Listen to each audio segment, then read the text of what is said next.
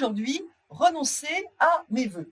J'ai fait les vœux initiaux, j'en ai fait 1, 2, 3, 10, et puis finalement, pour une raison ou une autre, je décide que non, c'est plus possible. Quand est-ce que je peux? Alors, effectivement, c'est tout à fait possible de renoncer à ses vœux. Il y a des phases d'extension spécifiques.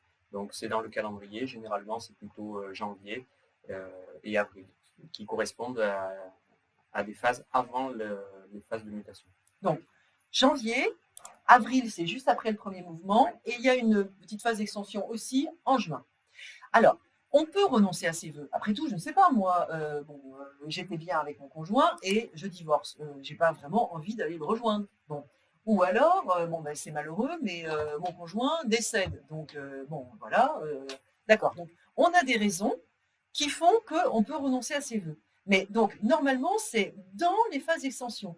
Euh, Évidemment que pour des décès, enfin, des cas extrêmement graves, on peut. Effectivement, on peut aussi contacter le DAZEN, voir le recteur pour expliquer la situation. On peut être, dans certains cas particuliers, hors période énoncée. Alors, on n'hésite pas. Hein, vous connaissez, alors sur le site, on va mettre les dates pour que vous ayez vraiment une bonne idée du calendrier. On n'hésite pas à parler au recteur directement. Enfin, on fait une lettre sous couvert du DAZEN où on explique les situations exceptionnelles dans lesquelles nous sommes, mais surtout, on n'attend pas le mouvement parce que si on est muté, là, comment dire, on perd un peu en crédibilité. Ça sera beaucoup plus compliqué, effectivement, de renoncer une fois qu'on a eu la mutation.